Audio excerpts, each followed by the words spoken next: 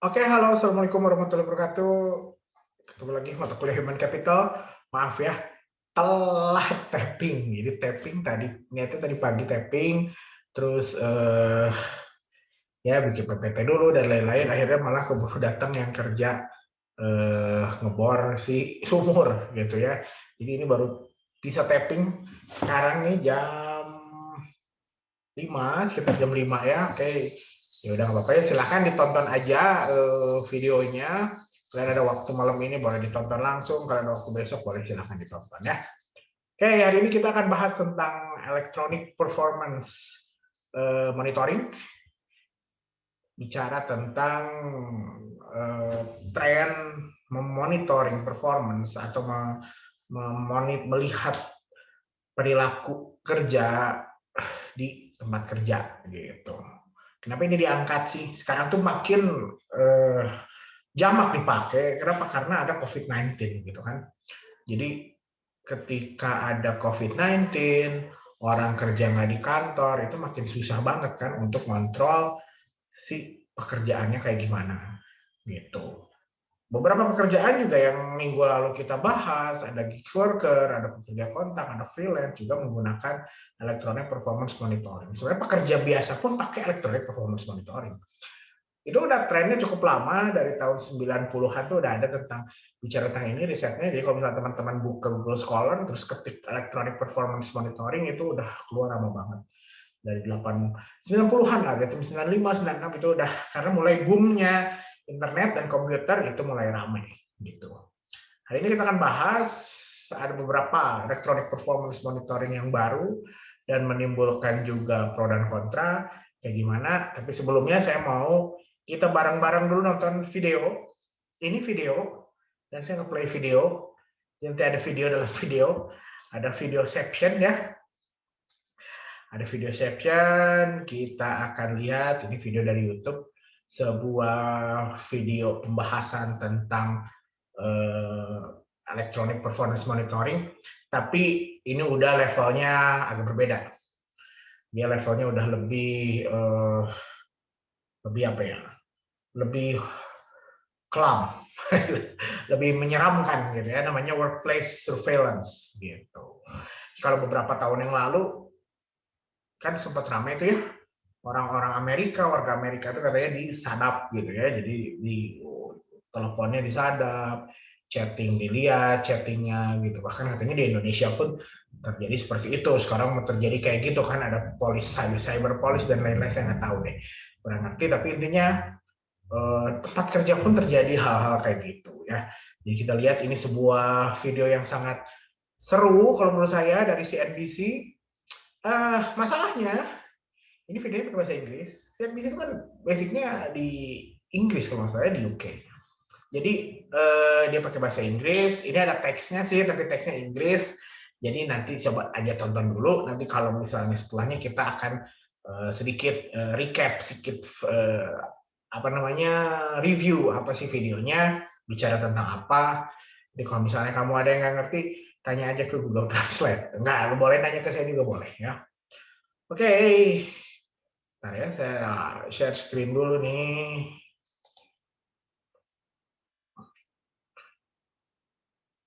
Nah, udah muncul ya.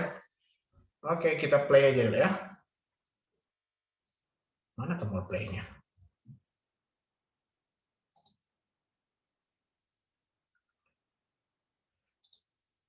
Many people are stuck working at home right now. Bentar. Salah. Sorry. Kesalahan bukan pada gadget Anda, kesalahan adalah pada gadget saya ya. Share sound-nya nggak dinyalain. Oke. Nah, ini share. Keluar ya. Kita ulang lagi. Oke, kita play ya. Silakan, selamat menonton. Bentar, saya kecilin dulu dikit. Kamu bisa gedein aja nanti suaranya ya. Karena udah mau maghrib. Nanti ada tetangga yang komplain. Oke, silakan, selamat, kita nonton dulu ya bareng-bareng ya. Many people are stuck working at home right now, and according to a new survey, 77% of workers want to continue to work from home once the pandemic is over. The COVID-19 crisis has accelerated the global embrace of remote by at least 10 years. So you have tens of millions of people now that are suddenly remote, many of whom are doing this for the first time. It's a new experience for many employers, too. For some people, there's a real fear of if you send all of your employees to work from home, won't they just watch Netflix, play video games, not get dressed, and you'll still be paying them? So some employers are turning to productivity management software or other kinds of surveillance to track their employees while they work from home. As a result, employee tracking software has seen a significant spike in recent months.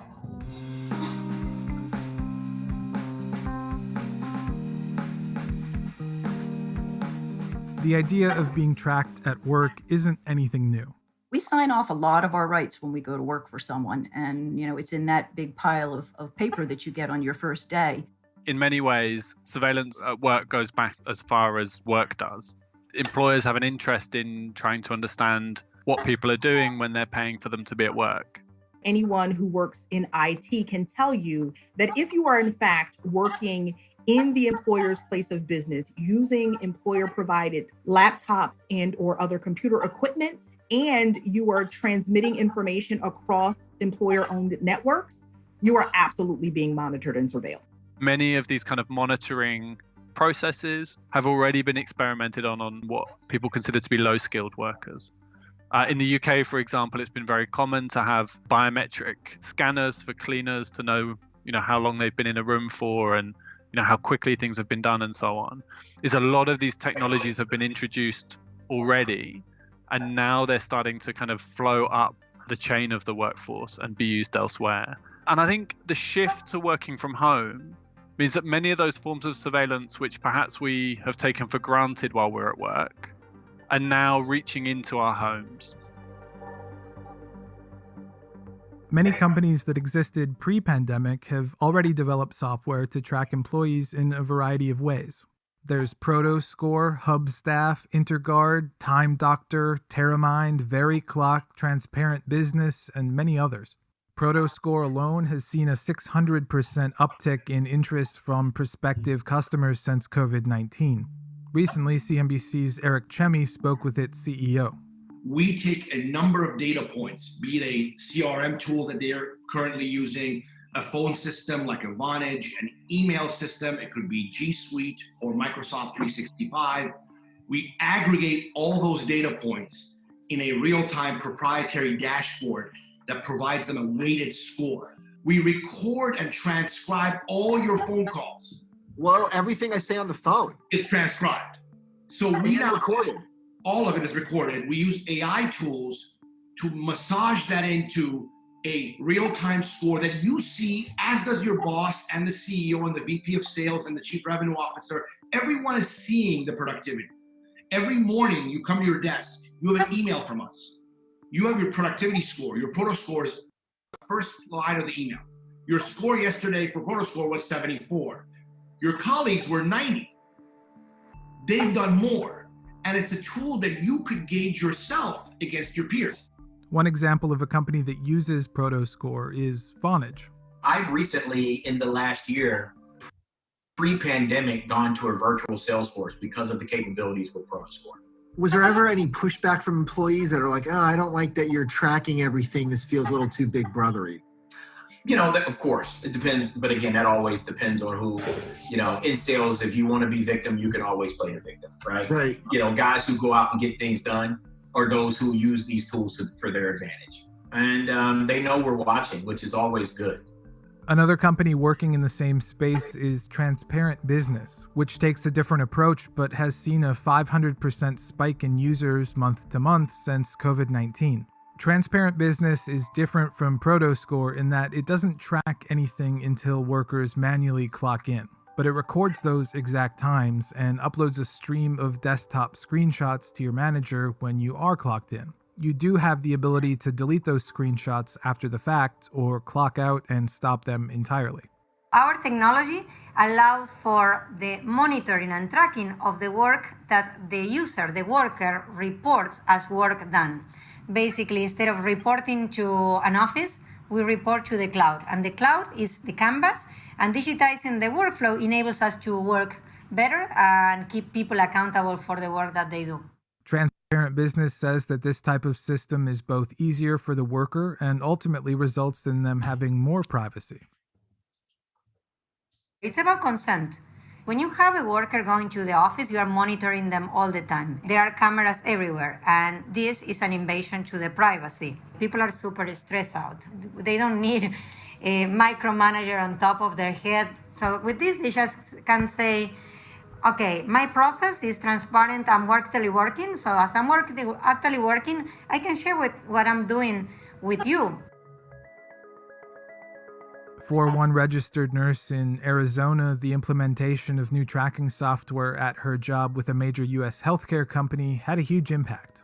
About a year in, they switched over to this real-time energy. So instead of going per case, it was per amount of time that you were actively working.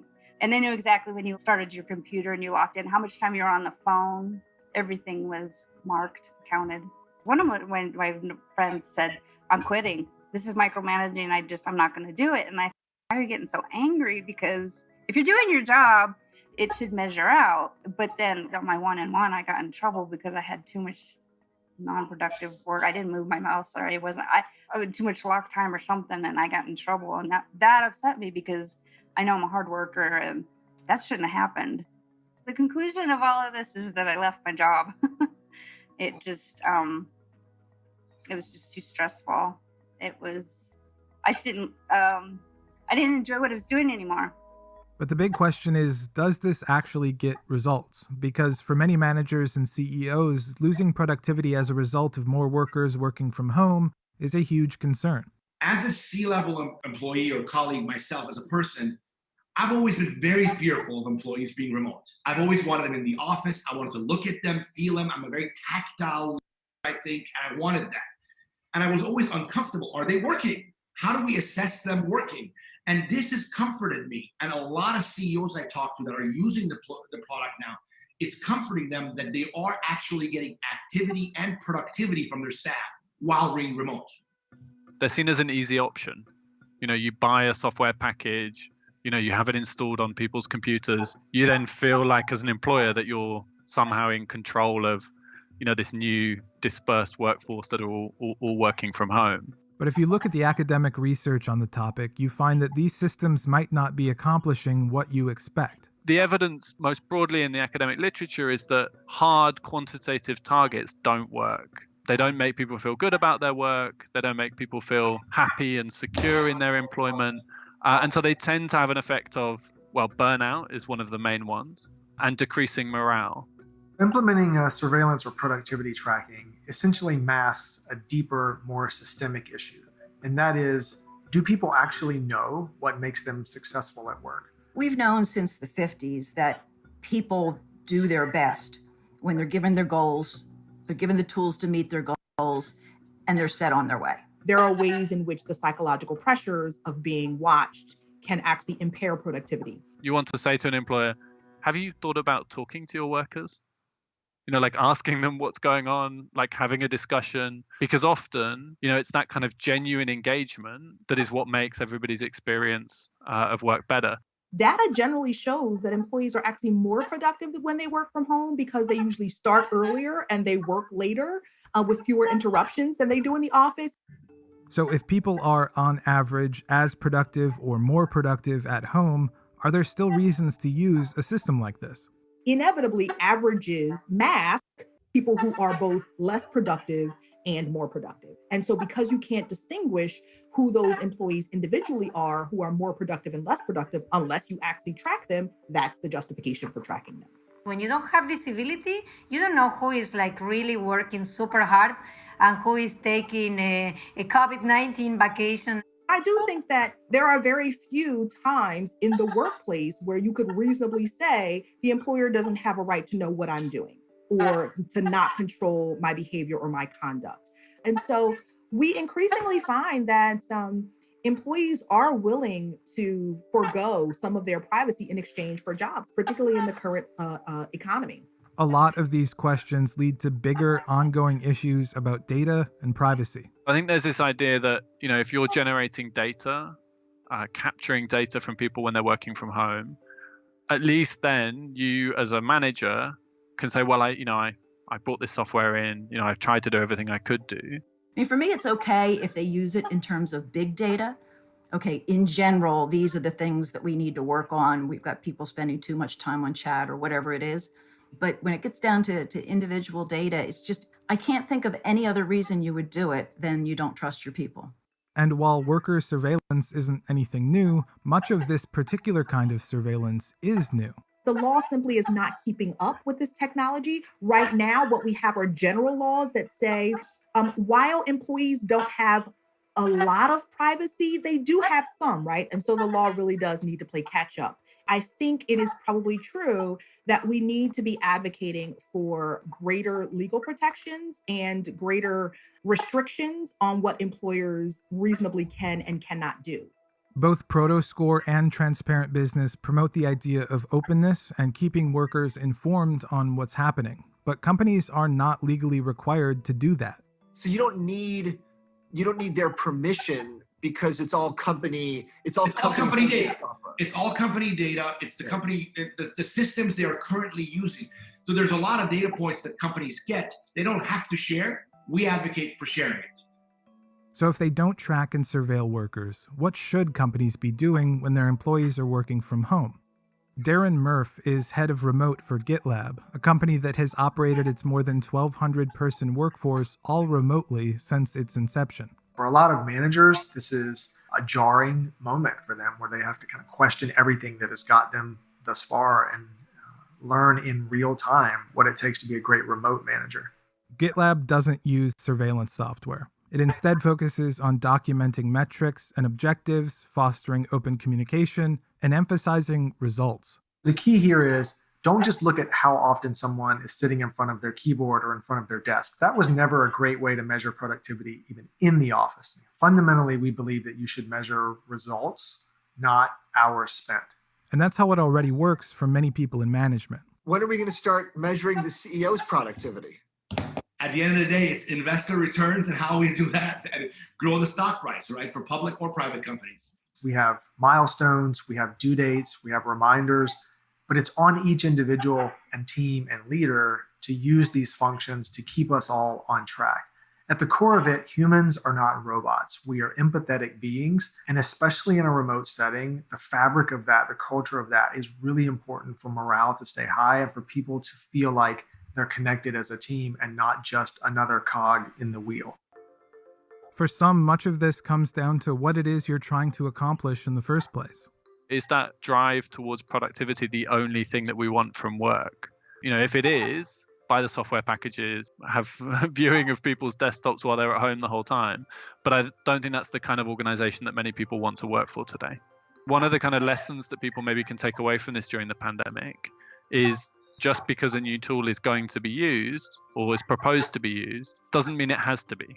Work should be a negotiation. So this is a point of inflection for managers and workers both. And there are many employers that are looking at this and thinking, this is a real opportunity to reshape work, to change whether people think surveillance is acceptable or not, to change who needs to be in the office and who doesn't. Will it benefit people who are working and are now able to work in new ways, or will it benefit employers who will find new ways to get the most out of people's time they've bought to make people work even harder and so on? Employees can help too. You can manage up. Working from home, particularly when you're new to it, and particularly when your manager is new to it, requires more communication, not less. Checking in the morning, checking in the afternoon, having once a week get-togethers and micro goals so that you both understand, okay, am I working on the right thing? Am I getting my job done? And you're sort of telling your manager, don't worry about it, I'm getting my job done. I think for companies far and wide, you're starting to see that the further people are from you, the more you have to let go and enable them and empower them to move the business forward. You cannot run a remote team successfully long-term through micromanagement and fear. As we're seeing the world open up and remote opportunities are everywhere now, people that are under that type of duress will inevitably start to look at other companies which are more trusting and more autonomous.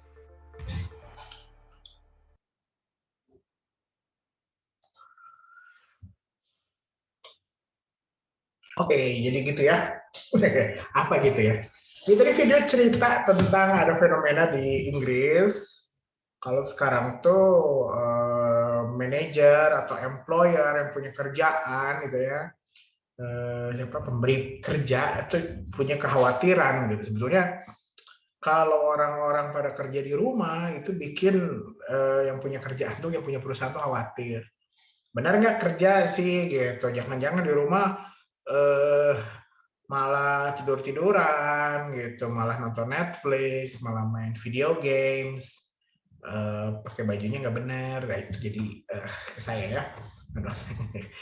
Oke, nah itu gitu. Terus akhirnya ada beberapa developer software, aplikasi bikin aplikasi yang prinsipnya electronic performance monitor gitu untuk memonitor performa si pegawai gitu ketika kerja di rumah. Nah, masalahnya kalau dulu si electronic performance monitor ini dipasang di komputer kantor gitu ya. Kalau misalnya kita kerja di kantor, kita pakai komputer kantor, apa yang kita lakukan di komputer itu bisa kelihatan. Kita misalnya malah main game, ketahuan gitu. Bahkan kita bisa ada suatu aplikasi yang bisa men-track atau misalnya mendisplay si desktop kita gitu. Jadi kalau misalnya saya pasang di komputer kampus, terus teman-teman pakai, saya tahu misalnya si Ahmed tuh buka apa di komputernya misalnya, benar ngerjain nggak atau malah browsing apa gitu misalnya, itu kan itu bisa diketahui. Nah gitu. Nah perkaranya sekarang itu makin advance ketika pekerjaan tuh harus telecommuting, harus pekerjaannya jarak jauh. Nah si aplikasi ini dipakai untuk memonitor si kerjaan si pegawai. Masalahnya bukan hanya pekerjaan, mereka ngehitung. Jadi kalau misalnya, jadi di situ tuh ceritanya absensinya berupa aplikasi. Jadi kita kalau misalnya saya nih masuk kerja jam 8, nah menandakan bahwa saya masuk kerja udah jam 8 tuh saya harus login ke si aplikasi. Ketika saya udah login ke aplikasi, berapa jam tuh saya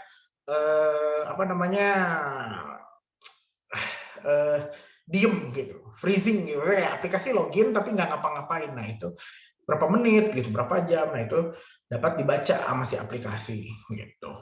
Misalnya setelah habis aplikasi saya langsung misalnya buka Word, misalnya saya bikin laporan atau saya mengerjakan Excel misalnya, nah itu si aplikasinya bisa membaca bahwa saya ngerjain ini gitu.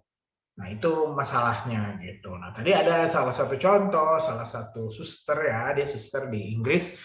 Jadi dia merasa nggak puas, terus dia resign dari kerjaannya gara-gara dia kena tegur gitu. Dia kena tegur karena pas pakai aplikasi itu dia udah login, terus dia katanya dia bahasnya tadi, pokoknya dia nge-lock gitu ya. Jadi dia diem dalam waktu lama gitu. Jadi dianggap tidak perform, dianggap nggak. Kalau misalnya ngantor biasa mah datang ke kantor terus dia malah pergi gitu, ngilang gitu, seolah-olah kayak gitu. Nah sebenarnya ini kan jadi perkara lama ya gitu, bahwa di kantor pun gitu ternyata kan nggak selamanya bahwa kerja itu harus stay depan komputer. Memang sih ada beberapa kerjaan yang dia harus stay di workstation-nya gitu, di tempat kerjanya. Tapi ada juga pekerjaan-pekerjaan yang lain justru nggak bisa kayak gitu. Dia bisa harus kemarin ya ada flexing hour, atau misalnya ada ada job otonomi dan lain-lain. Nah ketika kita dikontrol, otomatis semua itu akan berkurang gitu. Di video itu tadi bicara tentang itu. Sambil jalan saya akan share dulu PowerPoint untuk pertemuan hari ini ya. Bentar. PPT-nya belum di slideshow. Bentar ya.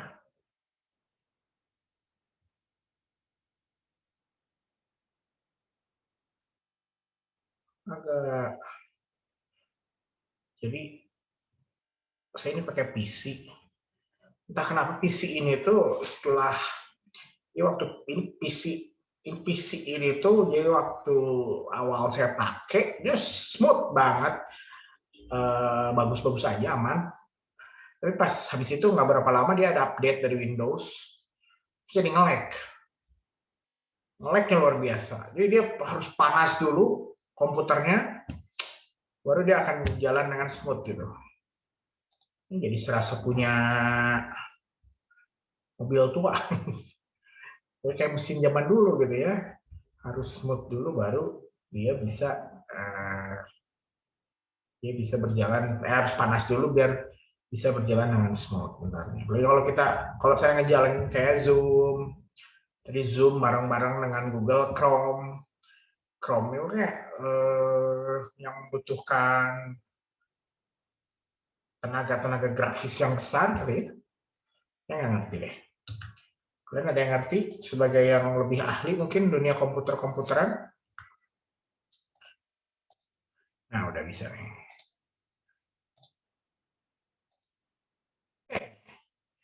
Nah, ini PPT-nya ya. Jadi pembahasan kita kali ini itu Electronic Performance Monitoring. Jadi ketika kita melakukan monitoring atau melakukan pengawasan terhadap performance, sebetulnya basically performance ya. Tapi akhirnya yang dimonitor itu secara umum perilaku. Apa sih Electronic Performance Monitoring? Electronic Performance Monitoring itu any electronic system or set of methods that collects, records, stores, or analyze digital traces of employee behavior. Ini gitu. Bahasa Inggrisnya ya.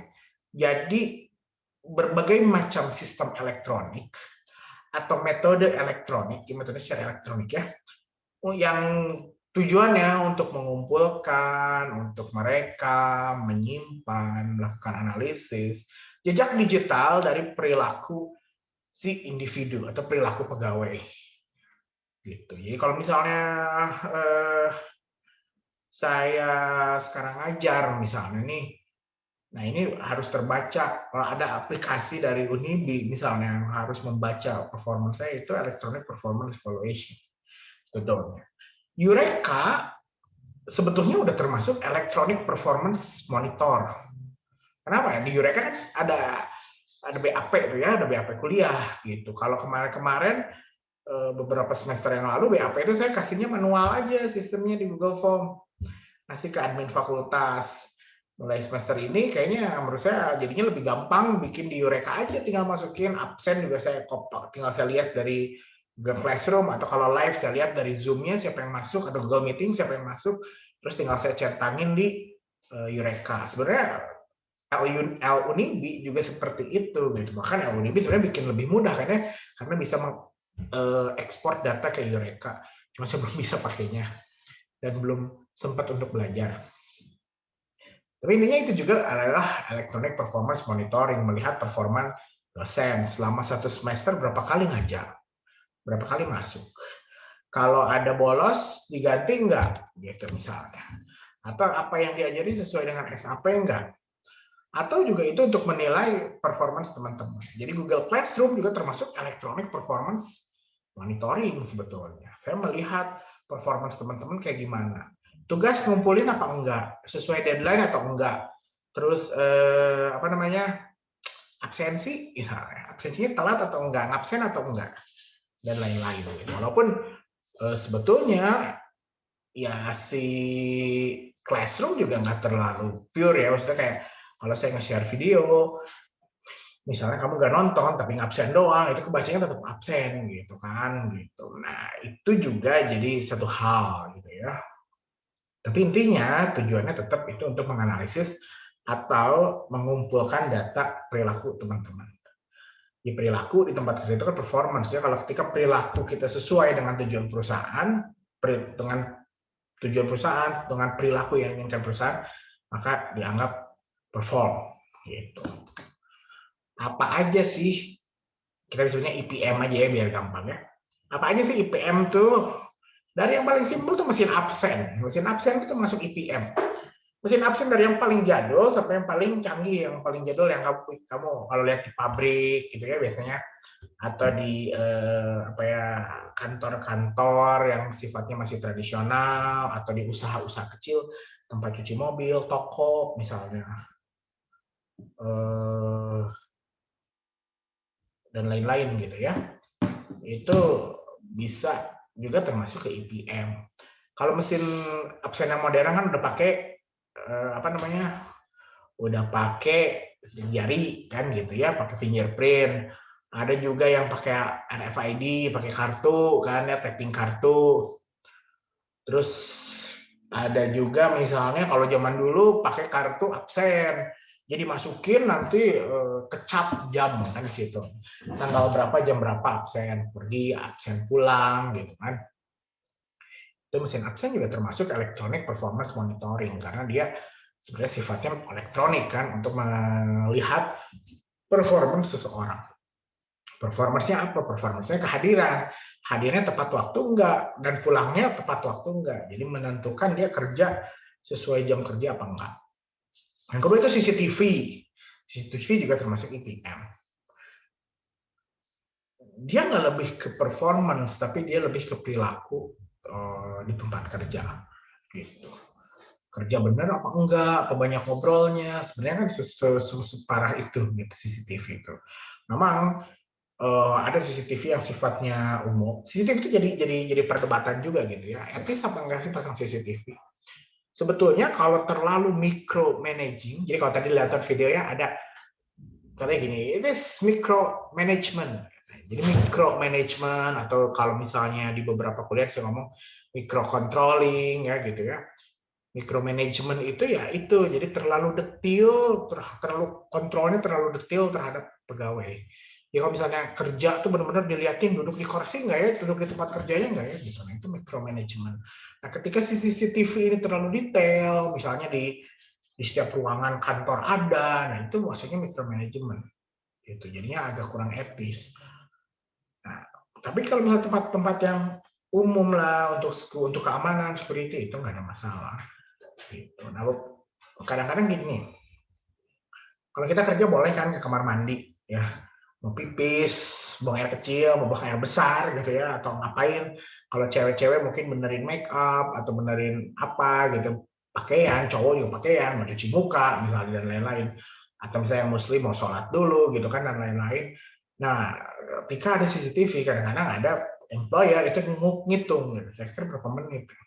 Ini mau sholat ternyata sejam setengah gitu, itu akan menjadi catatan performance. Lewat CCTV itu kan bisa dilihat. Jadi sebetulnya itu bisa dicek dia pergi jam berapa, pulang jam berapa gitu lewat CCTV. Terus ada juga GPS tracker, ada IP address tracker. Salah satunya adalah kalau kita absen pakai software. Ya kalau kita selama pandemi ini ya, WFH, work from home, terus kita absen pakai aplikasi, dia membaca absennya dari mana nih gitu. IP address-nya di mana atau GPS koordinatnya di mana. Itu ada terjadi gitu. Ada salah satu kenalan ya sama saya, dia hari kerja WFH gitu. Terus saya ajak keluar kota. Gitu. Udah luar kota aja kita pergilah gitu kan WFH gitu, nggak ada masalah, tinggal di luar kota kerja aja tetap gitu bawa laptop, tapi kita nggak kerjanya di Bandung. Nah itu ada yang nggak bisa. Gitu. Kenapa?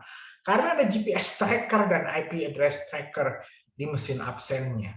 Jadi akhirnya pernah satu ketika kita ke luar kota yang memang nggak terlalu jauh, itu perginya harus setelah absen. Jadi absennya di sekitar mulai setengah 8, jam 8. Nah nanti jam 4, jam 5 itu sudah di Bandung lagi gitu. Kenapa? Karena absennya di posisinya harus di kota Bandung. Gitu. IP address-nya harus dari kota Bandung. Nah itu juga termasuk electronic performance monitoring. Kelihatan nggak dia, makanya tadi kan, apakah ini benar orang kerja atau videonya, atau malah melakukan COVID-19 vacation, katanya gitu. Malah pelesir ya, malah liburan. Banyak kayak kita ya, COVID-19 tetap liburan gitu kan. Nah kayak gitu enggak, itu dari GPS tracker. Ada juga dari internet connection, dari email and computer activity. Itu tadi software-software yang dibahas di video itu bicara tentang internet connection. Koneksi internetnya dipakai kemana sih? Beberapa tahun yang lalu tuh ya, kalau misalnya sekitar saya SMP mungkin ya, SMP atau apa ya? Dari mulai udah SD, SMP, SMA itu boom banget kan warnet. Ya. Jadi warung internet itu boom banget, di mana-mana ada warnet. Somehow di zaman itu ada beberapa orang yang punya warnet tempat tongkrongannya sendiri gitu. Ya kalau sekarang tuh kayak punya punya kafe ngopi sendiri. Lu nggak ngopinya di mana? Saya ngopinya di kopi apa? Kopi warga misalnya. Oh, agak-agak ini ya, agak-agak elit misalnya kopi warga. Atau mau di kopi apa lagi kopi Jawa misalnya, kopi mana gitu. Nah, dulu tuh di warnet gitu, zamannya main internet lagi boom-boomnya tuh ya. Nah, kalau kita lihat komputernya operator, itu komputer operator itu bisa tahu beberapa operator ya, nggak semua sih. Ada operator yang bisa tahu si tamunya itu buka apaan. Ini misalnya saya operator nih, saya pengen tahu nih bilik nomor 7 tuh lagi buka apa.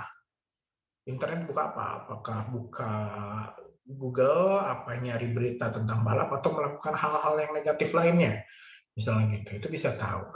Nah, di beberapa software juga itu bisa dilakukan gitu. Ketika misalnya dipasang, koneksi internetnya kemana? Apa yang buka YouTube, atau buka Netflix, atau buka Disney Hotstar, atau buka Google Scholar misalnya, atau buka apa hal yang lain gitu. Nah, itu bisa ketahuan. Terus email dan computer activity. Biasanya sih kalau email computer activity nggak terlalu di komputer personal ya, karena ada beberapa yang personal juga. Biasanya emailnya itu yang dilacak itu si email-email kerjaan. Jadi kalau misalnya kayak saya ada email ilhammedal@unibi, nah itu yang di-trace gitu, yang di-track, bukan di-trace, di-track apa aja email yang masuk dan keluar gitu. Terus juga computer activity, sebenarnya aplikasi tadi yang ada di video dia udah sampai men-track computer activity gitu. Sampai ada screenshot-nya kan. Ada screenshot dalam beberapa menit tertentu, atau screenshot yang berupa video, screen capture dari video. Gitu. Jadi yang ngecek computer activity-nya nih seharian, komputer Pak Ilham nih yang sekarang dipakai yang telat panas nih. Apa? Misalnya saya bilang, Pak Ilham kenapa sejam pertama tuh nggak ngapa-ngapain misalnya, saya bilang ya komputer saya suka telat panas dulu baru dia bisa jalan dengan optimal misalnya. Oh ya oke, jadi ketahuan gitu kalau misalnya kita pakai aplikasi itu. Ada juga namanya SAP HR. SAP itu mereknya ya, developernya, HR itu human resource. Ada juga sekarang namanya SAP HCM ya, HR HCM. Dia itu aplikasi yang ngatur gimana absensi pegawai, cuti pegawai, jatah cuti, absensi, terus nanti bicaranya tentang tukin, tunjangan kinerja, ya, ada target-target pekerjaan yang tercapai, dapat pendapatan berapa. Kalau misalnya dia masuk berapa kali, ya kan, dapat uang transport dan uang makan berapa. Terus juga bicara training, training development, skillnya sampai mana, harus di training apa, itu SAP HR. SAP HRM biasanya disebutnya, ada juga SAP HR, SAP HRM, apa lagi ya? Gaji juga, misalnya kayak kita masukin data bahwa udah punya anak, berarti ada tunjangan apa, dia otomatis membaca itu. Nah ini memang aplikasi yang sangat bermanfaat untuk HRD, ya, HRM, cuma memang di psikologi itu nggak diajarkan. Kenapa? Di PIO nggak diajarin, saya pun kuliah S2 nggak pernah belajar SAP HRM, tapi memang saya pernah ngasistenin mata kuliah MSDM, di mana mata kuliah MSDM ini, dia dalam setengah semester itu membahas tentang SAP HRM, sampai di ujungnya itu UAS-nya tuh sertifikasi SAP gitu. Jadi mereka tuh mahasiswanya punya sertifikasi SAP. Itu dulu prodinya TI ya, teknik industri, dan memang kemarin juga sempat ada alumni yang mengeluhkan ini gitu, minta ini masuk jadi kurikulum. Ya memang nggak bisa ya, nggak bisa jadi kurikulum fix gitu. Tapi mungkin kedepannya dia bisa jadi mata kuliah pilihan. Ya SAP HRM pengelolaan aplikasinya kayak gimana, karena itu nggak cukup. Dia cukup memakan waktu. Dulu kuliahnya 3 SKS 1 semester gitu ya, orang belajar, mahasiswa itu belajar SAP HRM. Nah, memang sih kita harus tahu ya. Saya pengennya sih suatu hari kita akan ada semacam, mudah-mudahan semester ini ya, terus minimal selama kalian masih di Unibi lah ya, gitu. Jadi ada semacam pengenalan, walaupun belum pelatihan, kita ada pengenalan SAP HRM. Ini kalau kalian lulus di sini jadi HR, dikasih aplikasi SAP HRM, kalian tinggal belajar prakteknya, tapi udah kenal gitu sih. Cuma saya lagi berpikir-pikir kira-kira siapa yang mau diundang ya untuk bicara SAP HRM. Kayaknya itu menarik gitu ya. Ini nggak bisa jadi kurikulum kita karena ini kurikulumnya TI, kurikulumnya manajemen sebenarnya kan. Ranahnya manajerial sebetulnya. Kalau kita kan ranahnya sebenarnya mempelajari perilaku kan mestinya gitu. Tapi memang harus bisa. Tapi nanti saya upayakan, sedang saya pikirkan, mudah-mudahan jadi ya. Jadi teman-teman lulus dari sini punya pengetahuan tentang SAP HRM. Dan masih banyak lagi aplikasi-aplikasi lain. Ya, kayak tadi ada di video, ada transparansi, terus ada macam-macam lah. Ya. Dari mana sih idenya sebenarnya electronic performance monitoring? Jadi sebenarnya kan electronic performance monitoring itu berubah aja jadi elektronik. Dari dulu tuh kerja tuh pasti ada yang ngontrol, gitu ya. Kalau misalnya kalian nonton film-film cowboy itu misalnya Django, ya. Kalian nonton Django nggak? Ya nonton Django deh, kalian belum nonton ya. Si Jamie Foxx itu ya, sutradaranya siapa ya Django? Django yang terakhir itu, penjahat terakhir itu Leonardo DiCaprio, itu termasuk film yang salah satu film favorit yang saya suka tuh Django. Jadi kalau kita nonton Django tuh, dia kan awalnya budak ya, dan selama film itu memang menceritakan masih ada daerah-daerah yang itu di daerah-daerah yang perbudakan masih dianggap legal. Jadi Amerika itu kan ada negara-negara bagian yang melegalkan perbudakan, ada yang perbudakan itu ilegal gitu. Nah ceritanya itu di daerah-daerah yang perbudakan itu masih legal gitu. Jadi budak itu kerja tuh jadi petani, jadi pembantu, jadi pelayan dan lain-lain, itu ada mandornya. Nah, sebenarnya kan mandor itu performance monitoring, dia memonitor si pelayan ini performance-nya tetap bagus apa enggak. Cuma sekarang berubah jadi elektronik. Nah sebenarnya ada satu penelitian riset ya setelah zaman budak tentunya ya, ini tahun 30-an.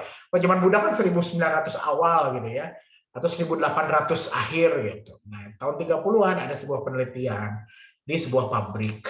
Nah, di pabrik ini dia sebenarnya pengen meneliti intensitas cahaya pada performance pekerja pabrik gitu. Nah, singkat cerita akhirnya mereka bikin eksperimen. Teman-teman pasti mungkin pernah dengar ya. Tapi kalau saya ulang lagi ya. Mereka tuh bikin eksperimen. Jadi ketika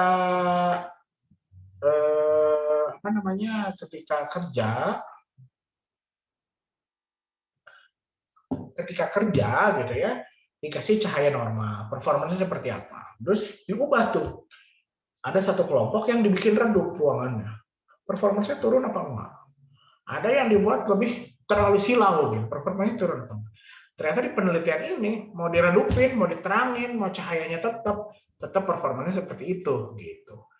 Ternyata dilihat-lihat gitu ya, si Hawthorne effect ini ternyata pengaruh bukan cahaya.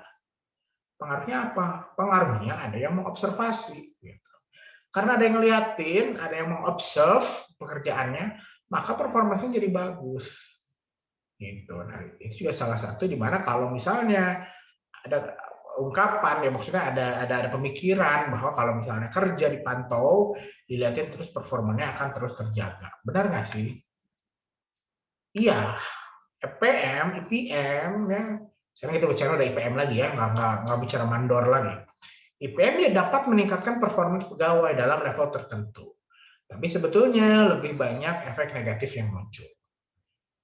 Level tertentu apa?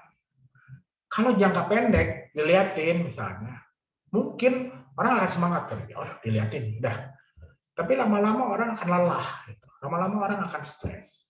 Atau misalnya bentuk pekerjaan tertentu. Kalau pekerjaannya simple, yang sifatnya misalnya tidak perlu kemampuan analisis, kemampuan rasional, gitu misalnya pasang plastik misalnya dalam atau misalnya nempelin sedotan di minuman kotak, teh kotak misalnya. Itu kan simpel kerjaannya.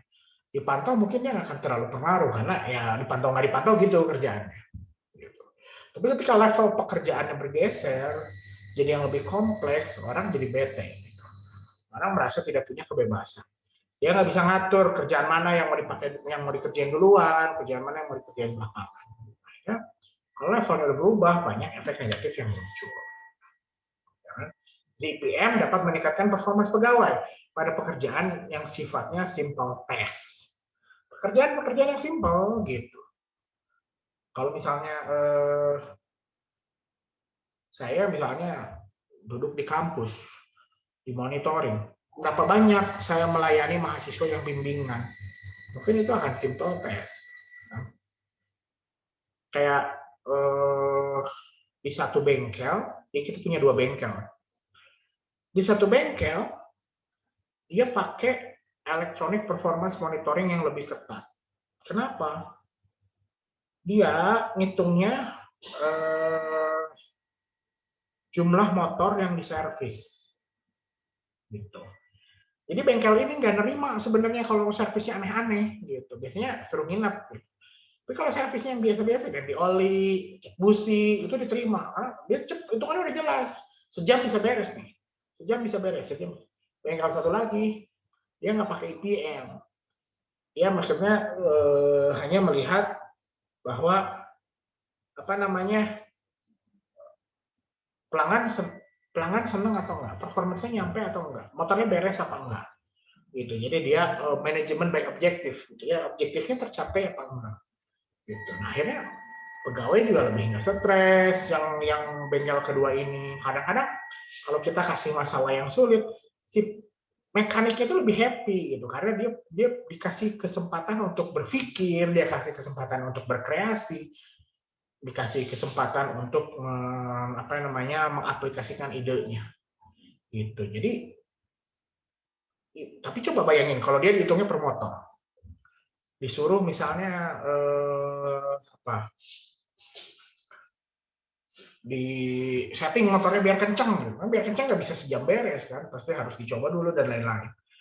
Akhirnya kan jadi stres kerjaannya kan, karena dikejar bahwa misalnya dalam waktu sekian motornya harus banyak, misalnya harus berapa biji gitu. Nah jadi pekerjaan simple task ya mungkin dapat meningkatkan performance, walaupun tetap IPM ini ada efek negatifnya. Nah, performanya bisa turun, tapi kalau kerjaannya sifatnya kompleks task.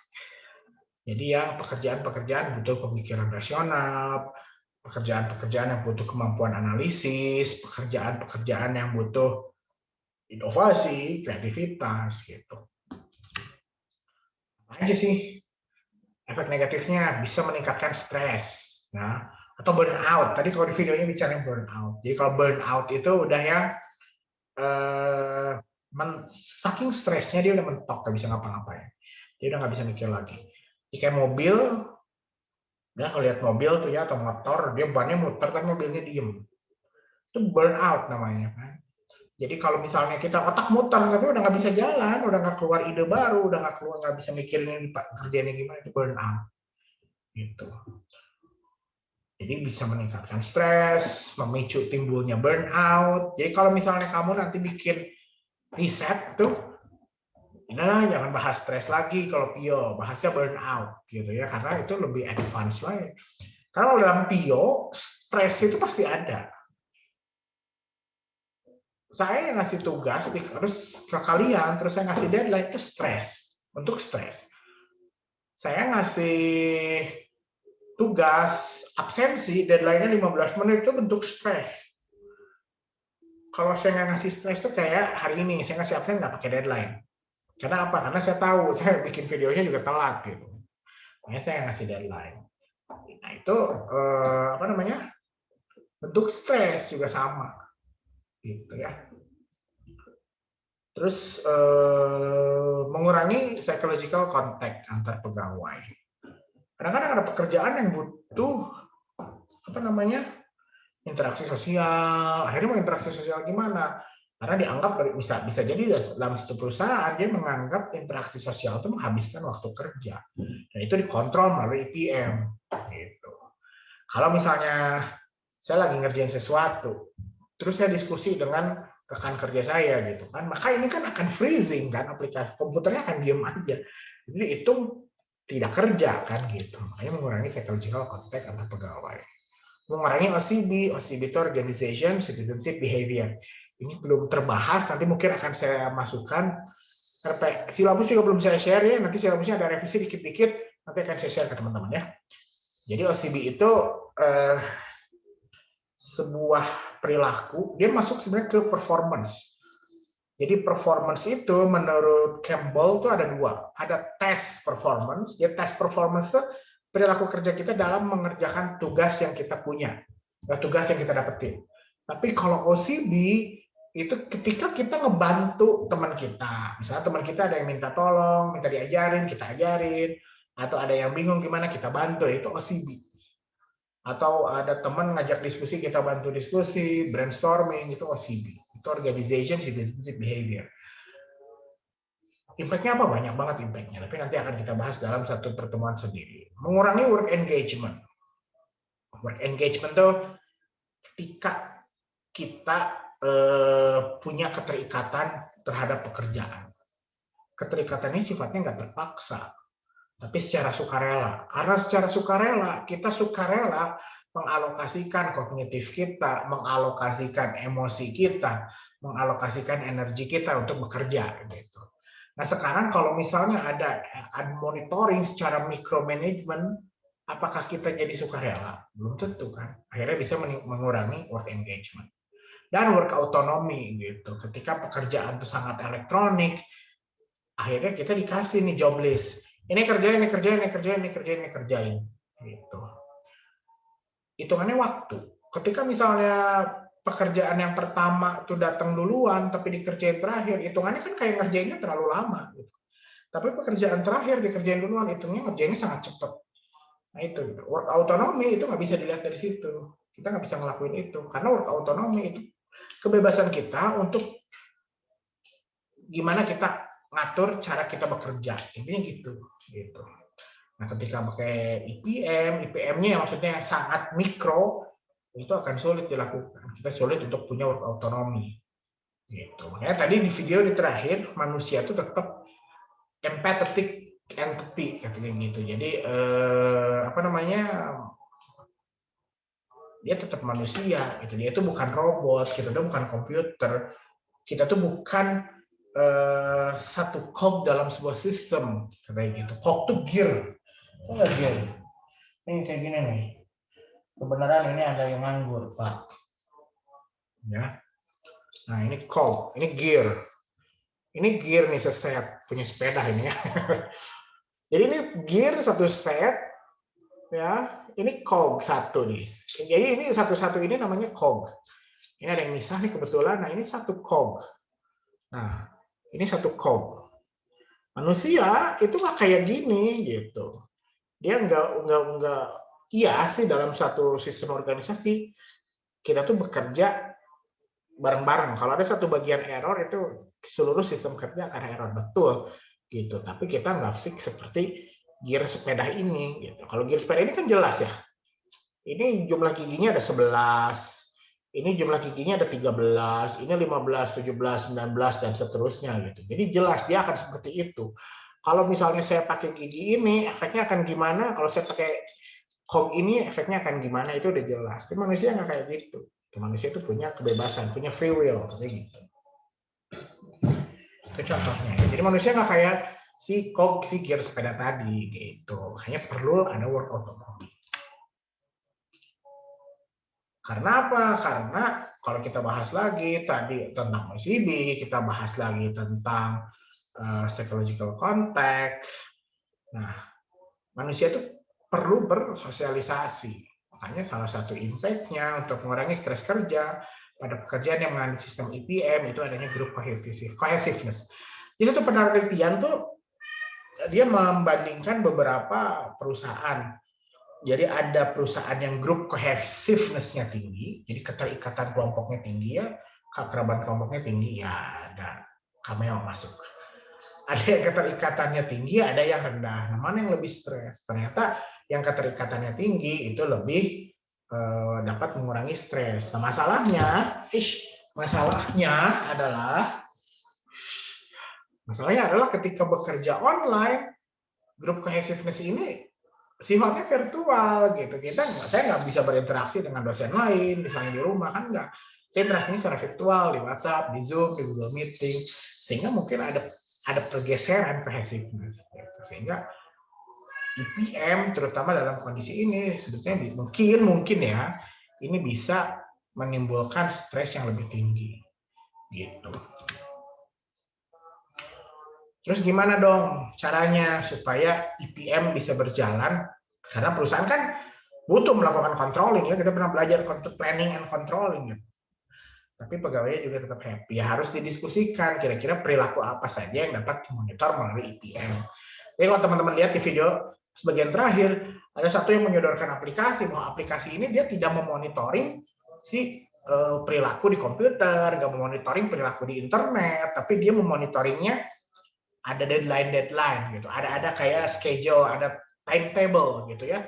Dia ngasih reminder bahwa ada deadline pekerjaan ini, ingat loh kamu ada meeting ini, atau ada pekerjaan yang belum selesai, atau ada reminder lain. Nah itu yang sebetulnya mungkin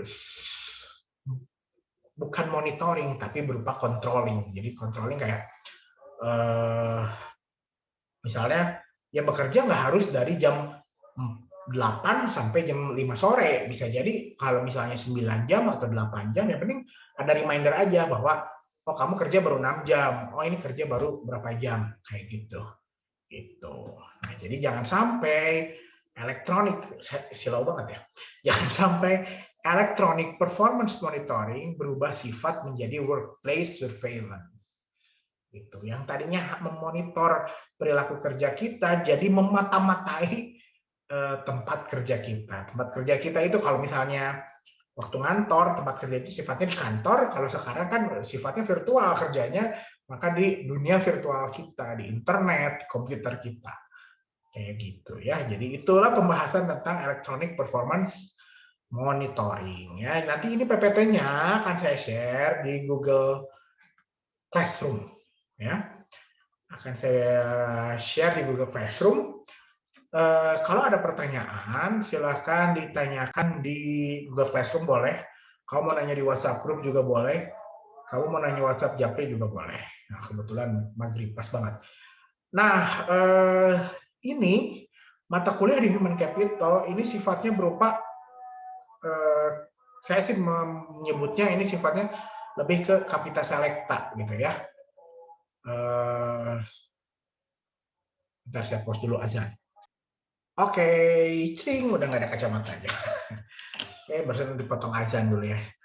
Ya, jadi saya menganggap atau menjadikan Human Capital ini jadi Kapita Selecta Pio.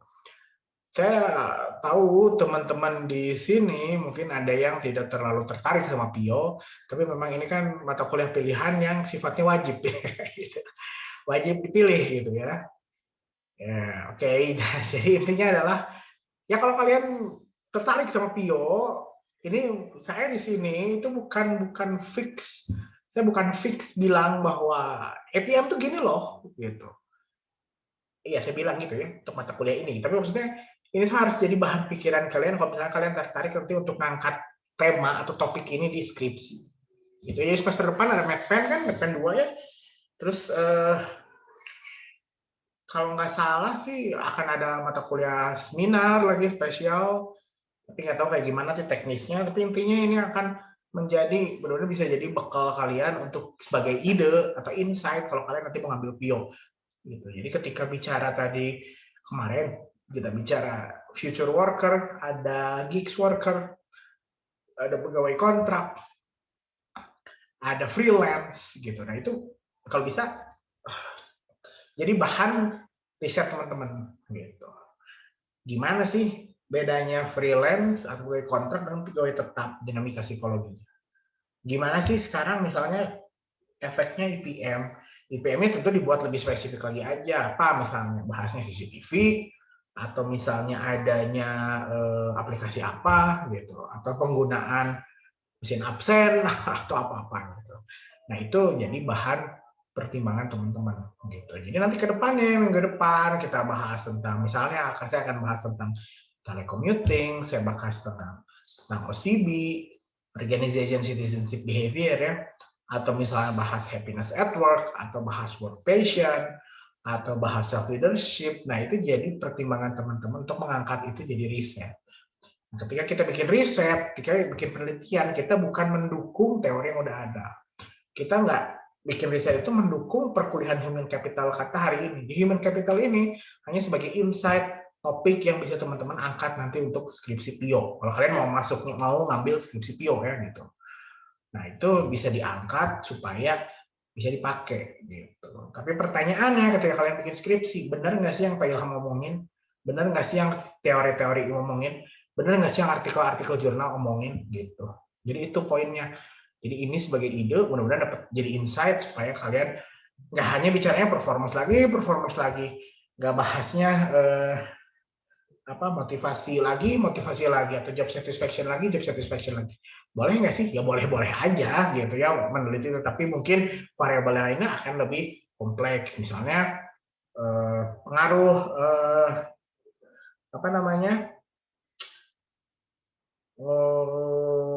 internet tracking, misalnya aplikasi internet tracking terhadap job satisfaction gitu. Jadi nggak job satisfaction yang umum orang lain udah bikin gitu. Kalau udah dapat ide sesuatu yang lebih menarik gitu. Jadi waktu kalian meneliti pengaruh workplace surveillance terhadap happiness at work misalnya, kan boleh-boleh aja gitu ya. Jadi gitu. Oke.